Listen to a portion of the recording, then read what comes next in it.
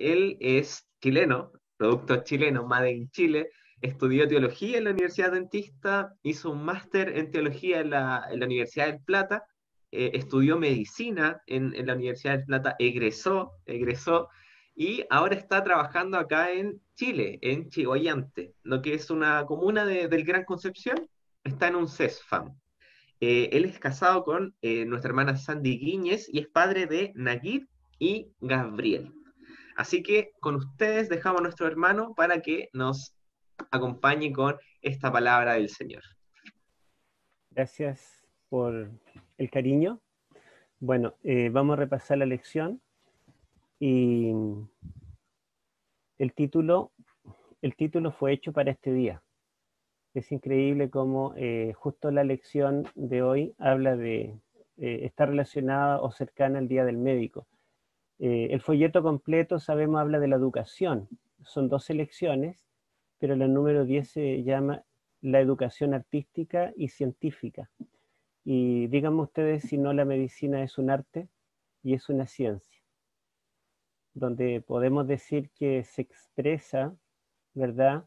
La ciencia plenamente, y de hecho el nombre moderno de nuestra medicina es la medicina, la medicina científica, es, ¿verdad? Así se llama, pero también la medicina es un arte.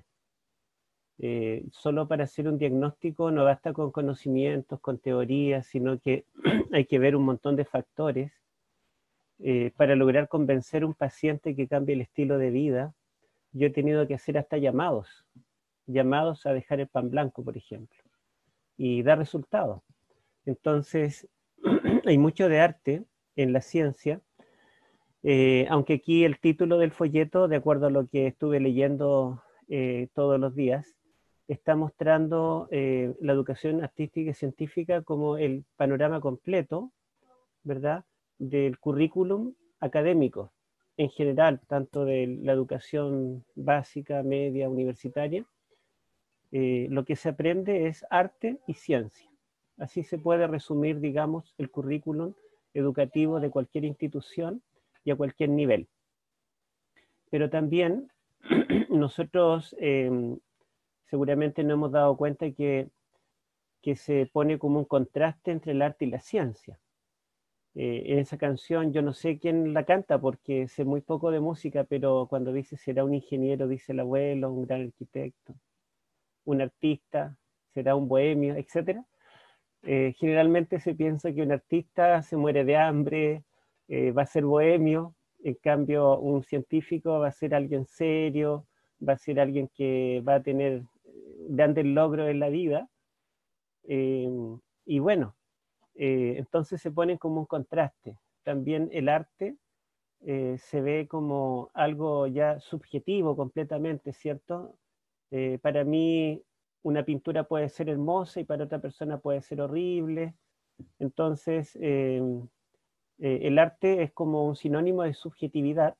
En cambio, la ciencia pretende por lo menos ser lo más objetiva posible. Así que estas dos palabras se colocan como un contraste. Y muchas veces cuando se estudia el Génesis, eh, he leído varios comentarios de teólogos y científicos acerca del Génesis, los primeros capítulos, y algunos, ¿verdad?, conservadores, dicen que en el libro del Génesis, los primeros capítulos, podemos obtener información científica acerca del origen de todas las cosas. Pero hay otros que dicen que Génesis, los primeros capítulos, es netamente artístico, es poético.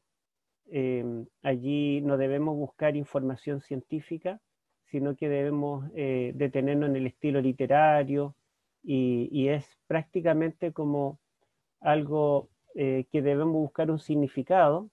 Esto está algo así como en parábolas y tenemos que tratar de buscar más que información, debemos tratar de encontrar la intención del autor y la belleza que quiso colocarle a este, algunos le llaman el poema de alabanza al creador. Génesis 1 sería como un poema donde Dios, se alaba a Dios como el creador, pero en ninguna manera podemos confiar en que la forma o la descripción que da tenga validez. ¿Mm? Bueno, y me he dado cuenta que la mejor herramienta para demostrar la veracidad del Génesis, veracidad histórica y científica, es justamente la medicina.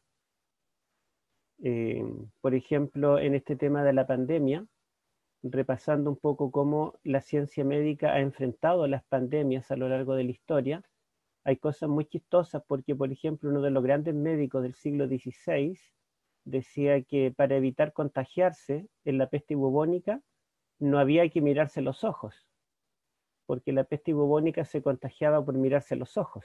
¿Mm?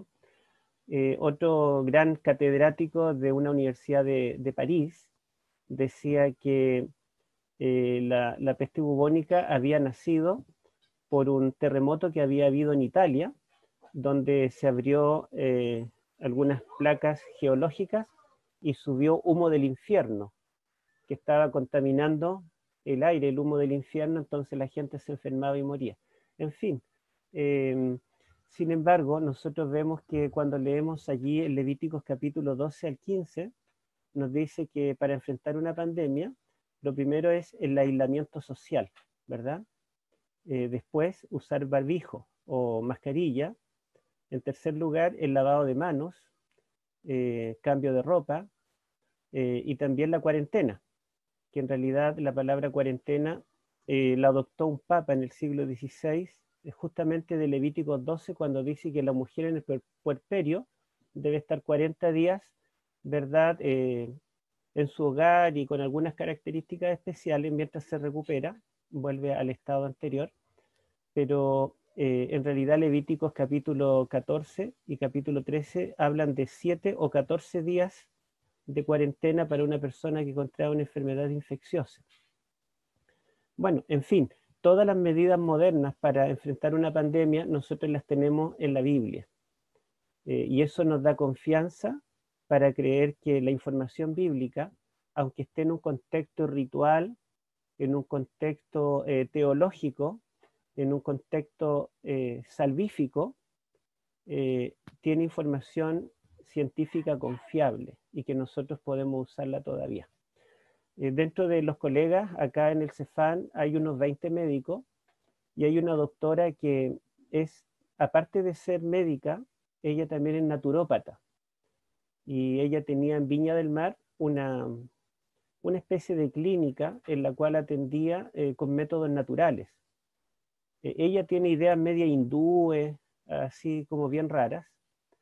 Entonces, y como vino la pandemia, se quedó sin clientes y tuvo que buscar trabajo y llegó acá. El tema es que ella el otro día conversando un poco decía, eh, se ha descubierto que la mayoría de las enfermedades tienen cura a través de una dieta vegetariana. Y yo le dije, sí, la dieta bíblica. No, me dijo, en la dieta bíblica no es así, me dijo, se come bastante pescado, me dijo, se come el cordero pascual. Y bueno, yo le expliqué un poquito que la dieta vegetariana viene de la Biblia, de Génesis, y le expliqué por qué motivo Dios permitió la carne. Sin embargo, le mostré allí en Levítico 7, donde Dios prohíbe la grasa saturada. Entonces, ella quedó impresionada. Dijo, no, pero si esto lo habían descubierto los hindúes. No, le dije, está en la Biblia y está hace 3.500 años atrás registrado.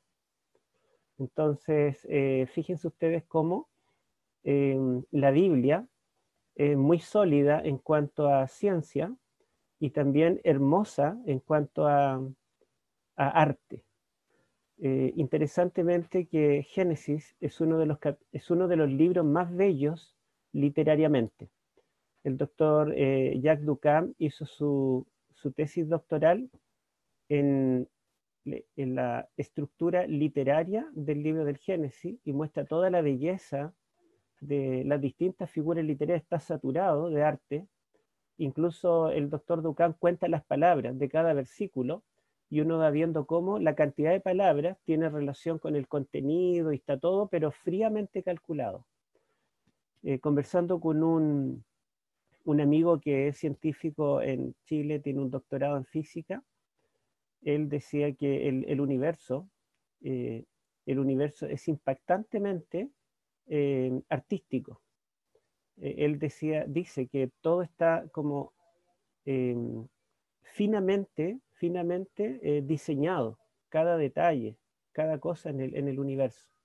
Y yo creo que nosotros hemos visto lo mismo en la fisiología humana, por ejemplo, en la histología, a través del microscopio, todo lo que estudiamos, ¿verdad? Lo que tenemos que estudiar en el área de la medicina, nos maravillamos en algún momento de la belleza de la creación de Dios. Nuestro cuerpo es una verdadera maravilla. Entonces, el que nos hizo unió el arte con la ciencia. ¿Mm? Y yo quiero comenzar con una cita de un libro que apenas me lo puedo, yo creo que todos ustedes lo conocen, el libro de patología de Robin y Cotran. La verdad es que este libro fue uno de los libros que leí completo cuando estudié medicina, un poco por la presión, porque había que probarlo, pero por otro lado, porque este libro me fascinó desde que lo comencé a leer y lo subrayé entero, y en la página 960, la primera página del capítulo 20, donde habla del riñón, el primer párrafo dice así: ¿qué es el hombre sino una máquina ingeniosa concebida para convertir con infinita astucia el vino tinto de Shiraz en orina? Así se expresó el narrador en los 7 cuentos góticos de Isaac Dinesen. Un libro de patología comienza un capítulo con un poema. Continúo. Con más exactitud, aunque menos poéticamente, los riñones humanos sirven para convertir cada día más de 1.700 litros de sangre en aproximadamente 1 litro de un fluido concentrado altamente especializado llamado orina. De este modo, el riñón excreta los productos de desecho del metabolismo, regula con exactitud la concentración corporal de agua y sal, mantiene un adecuado equilibrio de ácido del plasma, actúa como un órgano endocrino, secretando hormonas tales como eritropoyetina, renina y prostaglandinas. Los mecanismos fisiológicos que el riñón ha adquirido para cumplir estas funciones requieren un alto grado de complejidad estructural. Solo por leer parte de este libro de medicina, al leer completo el libro uno se da cuenta que detrás hay una creencia en la evolución, en los millones de años que venimos del mono, pero el autor de este capítulo se maravilla por lo increíble que es el riñón humano. Es impactante. Y cada órgano que nosotros podemos estudiar, nos maravillamos cómo el creador tejió el arte, la belleza, la estética, la perfección, la simetría, junto con la funcionalidad, la ciencia digamos, y todo lo que nosotros sabemos en relación a este órgano o a cualquier otro. Bueno, yo les dije que no hice diapositiva, pero mientras cantaban el himno, busqué en hebreo el versículo de memoria, que es el Salmo 19:1, y justamente me encontré con esto, que es el arte. Acá es la única diapositiva que tengo, así que no voy a compartir mucho más, pero quiero mostrarlo. Acá, a ver si logro abrirlo. Ahí está el texto en hebreo, se los muestro. Bueno, ahí dice literalmente, digamos, los cielos, los que cuentan la gloria de Dios, y la obra de su mano narra el firmamento. Es una traducción bastante literal. El Salmo 19 es un poema, y lo primero que se hace en un poema, en cada verso debemos contar la cantidad de palabras. Y aquí tenemos 8, ¿verdad? Y este verso tiene 2 hemistiquios que se llaman, de 4 palabras cada uno. Y quiero avanzar a la siguiente. Tiene 2 mitades. Y curiosamente forman lo que se llama un quiasmo, un paralelismo invertido. Es un paralelismo sinonímico donde cada verso repite lo mismo en el siguiente, pero con palabras diferentes. Pero forman un quiasmo en el sentido de que comienza con el sustantivo los cielos y termina con el sustantivo el firmamento. Cielos y firmamento sinónimos. Ustedes dirán cielos está en plural y firmamento está en singular. Lo que pasa es que en hebreo no existe la palabra cielo en singular. El sustantivo cielo o cielos solamente existe en plural. Pero este sustantivo cielos es paralelo, sinonímico con firmamento. Después tenemos un verbo que significa narrar como quien le está contando una historia a un niño, ¿verdad? Le está contando de forma lo más pedagógica, lo más ilustrativa, una historia. Y acá tenemos digamos, paralelo el verbo nagad, que es el verbo relatar. No es decir ni hablar, sino que relatar, contar. También podría traducirse como describir. Y en el centro tenemos la declaración que quiere resaltar la gloria de Dios. Y aquí dice la obra de su mano. Por lo tanto, la gloria de Dios es paralelo sinonímico con la obra de su mano, así como cielo de firmamento o narrar y contar. Gloria de Dios es paralelo con la obra de su mano. Y esto me lleva a pensar, y esto es la última diapositiva, así que me lleva a pensar en el Pentateuco.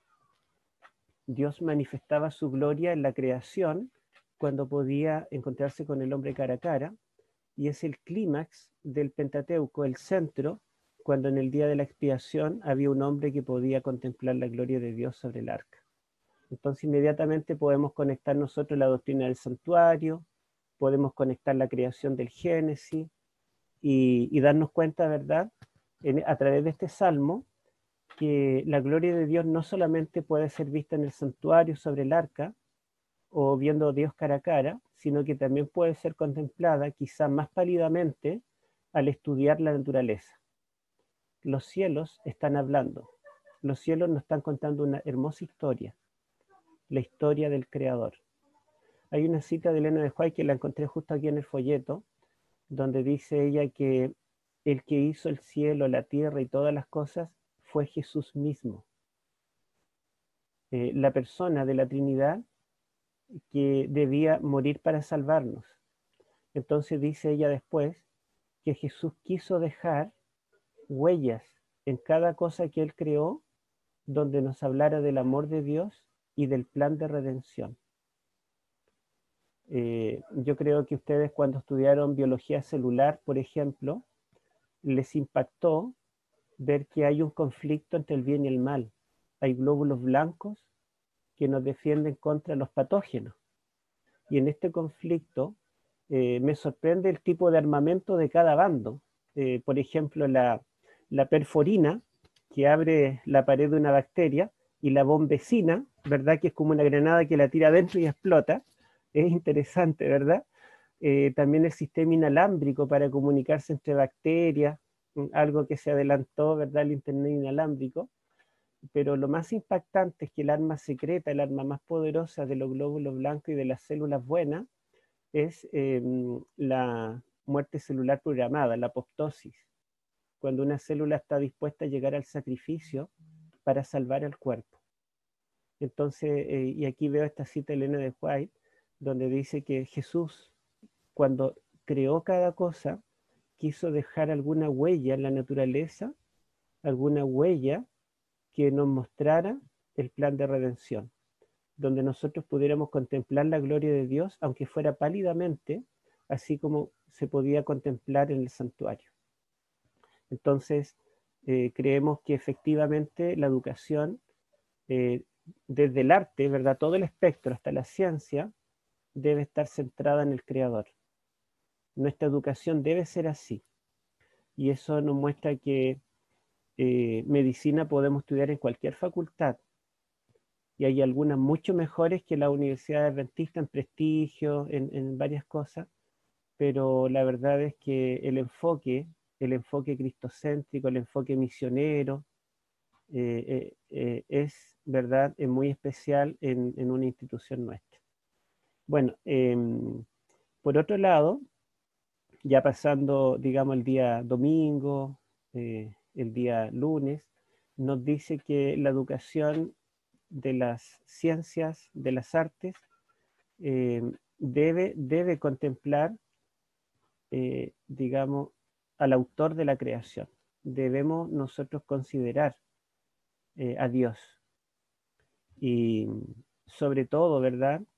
Sobre todo porque cuando nosotros leemos libros como este que les mostré de patología, que ustedes lo conocen, o cualquier otro, uno encuentra que ellos en alguna parte reconocen que la evolución es imposible. Y hay varios artículos académicos, y están saliendo continuamente, donde se puede ver, eh, digamos, de que es imposible una evolución, no importa cuál teoría se tome. La única posibilidad es que haya un creador. Entonces, debe ser, ¿verdad?, el centro del currículum. Me acuerdo lo que dice un autor del área de educación, el apellido es Ford, donde dice que la base de la educación no es el maestro, sino el alumno. Y él desarrolla esta idea en un capítulo de ese libro. Entonces dice que muchas veces se piensa que para que un contenido pueda ser enseñado bien, el profesor debe ser seco, debe ser bueno, debe dominar el área, debe ser dinámico, y está enfocado, él dice, la educación antes se centraba en el profesor, pero ahora la educación del siglo XXI, dice Ford, debe centrarse en el alumno. La verdad es que el profesor no importa, está en segundo plano. Si el profesor logra eh, llegar al alumno, se interesa en el alumno, toma al alumno como el centro y usa todo su esfuerzo para que ese alumno entienda, aprenda, entonces habrá logrado el objetivo. Serán los mejores alumnos. Porque en el fondo, en la educación se busca que el alumno aprenda. Y si el alumno es el centro, eso quiere decir, ¿verdad?, que ese contenido que le entregamos a ese alumno debe no solamente formar un joven lleno de conocimientos y de teoría, sino un joven que sepa cómo vivir, cómo enfrentar cada situación diaria. De allí también el libro de los Proverbios. Y se nos pide aquí también en el folleto que leamos el libro de los Proverbios, el capítulo 1. Podemos leer el capítulo 1. Se nos dice del 1 al 7, pero no sé si leer tanto, quizá leer unos pocos versículos. El 7 es el clásico, ¿verdad? Es el clímax del prólogo.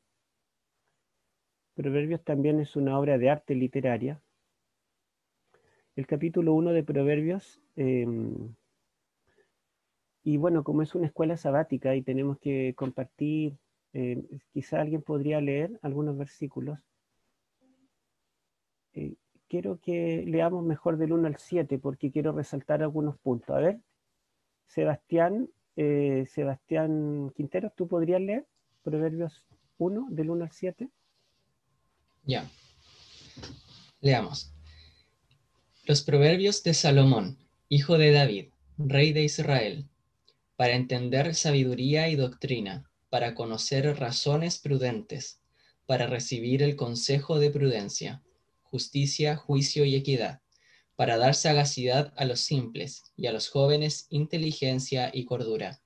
Oirá el sabio y aumentará el saber, y el entendido adquirirá consejo, para entender proverbio y declaración, palabras de sabios y sus dichos profundos. El principio de la sabiduría es el temor de Jehová.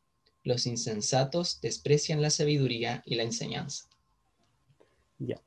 Bueno, acá este es el prólogo al libro de los Proverbios y, y dice los Proverbios de Salomón, ¿verdad? El hijo de David, rey de Israel.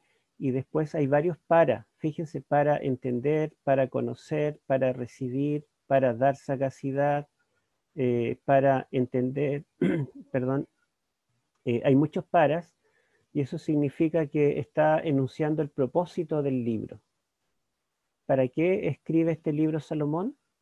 Para esto, ¿verdad? Para dar sabiduría al necio, al ingenuo, para aumentar el saber de los que ya saben. Y cuando nosotros estudiamos todo el libro de Proverbios, me acuerdo cuando llegué a la iglesia adventista y tuve contacto por primera vez con una Biblia, yo tenía 16 años y dije, un libro que habla de sabiduría. Aquí deben estar todas las fórmulas matemáticas, los secretos para entender el universo, y dije, tengo que leerlo, pero nunca encontré datos científicos en la forma como nosotros estamos acostumbrados hoy en día, sino que encontré que aquí enseña cómo librarse del vino. No mires el vino cuando rojea, no juntarse con malas juntas, ¿verdad? No seguir el camino de la mujer ramera, poner cuchillo a la garganta, ¿verdad? Cuando tenemos mucha hambre, y cosas tan, digamos, cotidianas, cosas tan comunes, que yo dije, aquí no hay nada de sabiduría, pero la verdadera sabiduría es una sabiduría vivencial, artesanal, una sabiduría cotidiana. Cuando somos sabios en las cosas comunes, en las decisiones que tomamos, ¿verdad? En las amistades que tenemos, en lo que como, cómo me visto. Cuando somos sabios en estas pequeñas cosas, realmente somos felices. ¿Mm? La mayoría de la gente que nosotros consideramos como exitosos son personas no felices, y muchos terminan suicidándose, incluso grandes médicos. ¿Mm? Y en Argentina nos contaron la historia de algunos médicos exitosos, ¿verdad? Famosos, millonarios, que terminaron suicidándose. Entonces, la sabiduría que nos da felicidad, la sabiduría que realmente nos da un éxito. Yo me siento exitoso por tener una esposa y 2 hijos que están en la iglesia y que aman a Dios, aunque yo no esté. Cada uno ahí está en su clase de escuela sabática, y ya para mí eso es éxito. Quizá no tengo casa propia, hay muchas cosas que no he logrado todavía, pero, pero no es tan importante, ¿verdad?, como tener una familia bien cimentada, que amen a Dios y que quieran servirle. Y esto es lo que nos enseña Proverbios. Ahora, cuando dice en el versículo 7, el principio de la sabiduría es el temor a Jehová, está mal traducido. Yo no sé si alguien tiene una versión distinta, pero aquí no dice sabiduría. La palabra sabiduría en hebreo es jokmah, pero no está. Aquí la palabra hebrea es yadá, que literalmente significa ciencia. El principio de la ciencia es el temor de Jehová. Así debiera traducirse literalmente este versículo. Y estoy seguro que alguna versión en español debe tener la traducción correcta. No sé si alguien tiene alguna versión que diga así, pero esa es la palabra hebrea original. Yadá, no es jokmah. ¿No lo tienen? ¿Sí? A ver, Sebastián. Sí, aquí yo tengo la Biblia de Jerusalén, que ¿Ya? es bien buena la traducción como literal, y dice, el temor de Yahvé es el principio de la ciencia. Los necios desprecian la sabiduría y la instrucción. Muy bien. Bueno, esa es la traducción correcta desde el hebreo. Entonces podemos darnos cuenta que el principio de la ciencia es el temor de Jehová. Entonces, todos ustedes, ¿verdad? Que yo veo que la mayoría son más jóvenes que el doctor Jorge y yo, sobre todo que yo. Ustedes pueden descubrir grandes cosas, pueden ganar premios Nobel perfectamente, teniendo como base que hay un creador. ¿Mm? Me acuerdo en un libro que se llama En 6 días, en inglés, y creo que ahora está en español también. Hay un famoso científico canadiense que hizo un gran descubrimiento, y resulta que él era algo que nadie podía descubrir, hasta que él se acordó de la Biblia y aplicó lo que dice la Biblia para tratar de descubrir aquello, y encontró la respuesta científica al dilema. El problema era que en Canadá, en la década de los 60, se estaba queriendo masificar el aceite de canola, ya que la canola tiene el mejor tipo de ácido graso para el cuerpo humano, pero en los experimentos, antes de lanzarlo al mercado, los animalitos que alimentaban solo con aceite de canola y sacaban todos los otros tipos de aceite morían jóvenes por una disección aórtica o un infarto. Y decían, pero ¿cómo? Si no consumen grasa saturada y solamente aceite de canola, que es la mejor.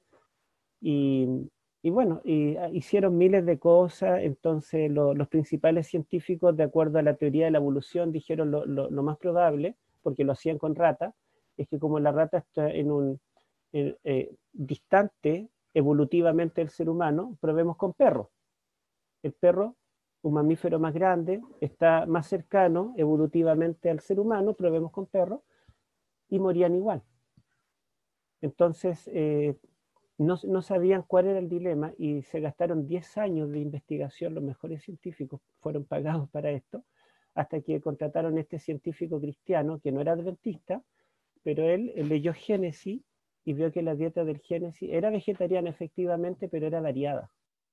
Dios dejó de todo tipo de frutos, de semillas, y dijo, estamos mal, porque estamos obteniendo los ácidos grasos solo de un vegetal, en la dieta que se le hizo a este tipo de animales. Y él usó el aceite de canola, pero también de oliva, de maíz, de otro aceite, y estos animales no murieron prematuramente, sino que vivieron más años que lo normal. Y entonces fíjense ustedes una premisa bíblica, la premisa de que hay un creador que nos hizo, fue fundamental para él lograr este descubrimiento y solucionar el problema. Entonces, ustedes me preguntan ahí cómo se llama, pero tendría que buscarlo porque uno cuando lee varias cosas no se acuerdan los detalles, pero por ahí lo voy a buscar. Pero fíjense ustedes cómo nosotros podemos ser recompensados cuando confiamos en lo que dice la Biblia. La dieta del Edén está en Génesis 1:28, no la vamos a buscar, pero el contexto es el día sexto, Génesis 1:26 al 31. Lo primero que dice en Génesis 1:26 es que Dios creó al hombre. Si una persona no cree esa declaración, es difícil que acepte la dieta de Génesis 1:28. Entonces yo cuando hablo con un paciente y le digo que la diabetes tiene cura, por ejemplo, que la hipertensión no es verdad que es una enfermedad crónica que solamente se puede controlar con fármacos y con estilo de vida, sino que yo le puedo decir que es una enfermedad que tiene cura y hay artículos científicos que lo publican. El doctor Needle, que lo conocí en Loma Linda, él escribió un libro, Cómo curar la hipertensión, y otros doctores han escrito Cómo curar la diabetes. Entonces, y la base está en Génesis 1:28, pero resulta que si no cree en Génesis 1:26, que Dios creó al hombre, esa persona tal vez no va a confiar en llevar una dieta como la dieta del Edén, en Génesis 1:26. Y cuando una persona confía en lo que dice Génesis en cuanto al Creador, no va a tener problema en confiar en lo que dice Génesis en cuanto a la dieta. Y por otro lado, para yo aceptar que hay un creador, requiero fe. Y la fe es indispensable para obtener la salud. Y nosotros, los médicos, somos misioneros. Debemos llevar la fe a la gente. Anteayer visité un paciente terminal y la familia me pidió firmar un consentimiento porque no querían que lo derivara a la urgencia, aunque estuviera grave. Ellos dijeron, queremos que muera en casa. Y yo no andaba con consentimiento para que ellos firmaran, pero le regalé el librito de la esperanza que ando trayendo y le dije, mañana en la mañana a las 8 ustedes vayan al CESFAM y firman el consentimiento. Al otro día a las 8 llegó la hija del paciente y me dijo, anoche toda la familia nos reunimos y leímos el librito entero de tapa a tapa. Y estaba muy agradecida. Dijo, ahora estamos preparadas para que nuestro padre se vaya. Entonces fíjense ustedes cómo la fe es indispensable para llevar sanidad o para llevar esperanza en un momento así, ¿verdad? Que cuando ya no hay otra alternativa. Y bueno, también sabemos que el hermano de Juárez nos dice que la meta no es que una persona se sane, La meta no es que todos se sanen, la meta es que tengan vida eterna. O sea, yo podría sanar una persona, pero si yo no le hablo de Cristo y esa persona se pierde por la eternidad, no es mucha la ganancia, ¿verdad? Entonces, no a todos les podemos hablar. Yo sé que, ¿verdad?, hay cuestiones éticas, hay que respetar la religión o la incredulidad de otras personas. eh, y, y la verdad es que hay gente, tengo una paciente de 200 kilos y, y lo primero que hice, no le hablé nada de Dios porque vi que no era el ambiente, pero le dije, usted puede bajar de peso. Y lloró, se puso a llorar. Dijo, nunca un médico me había dicho que yo puedo bajar. Me dijo, ¿de verdad que puedo bajar de peso? Yo le dije, sí, puede bajar. Y le dije, usted va a comer tal cosa y le di una dieta, la dieta del Edén. Bueno, me llamó la hija un mes después, me dijo, mi mamá no tenía cuello, ahora tiene cuello. Ella era toda así, una gran papada y su cuerpo redondo. Me dijo, no la podemos pesar porque no la podemos sacar de la casa, apenas camina, pero me dijo, ahora tiene cuello. Y dijo, ella no lo puede creer. Y ahora se puso más fanática de la dieta que usted le dejó. Solamente quiere comer a los horarios correctos y comida vegetariana, me dijo. Así que fíjense ustedes cómo uno puede llevar fe, esperanza y, y bueno, es hermoso ser médico y conocer al Creador. Es dar mucho más de lo que se puede dar, ¿verdad? Solamente como un profesional de la salud. Y al mismo tiempo, eh, vemos que la medicina es un arte, ¿verdad? Es un arte, es algo hermoso y ustedes tienen esta herramienta en sus manos, es un privilegio y algún día van a poder salvar a mucha gente y no solamente salvarlas físicamente, sino salvarlas por la eternidad.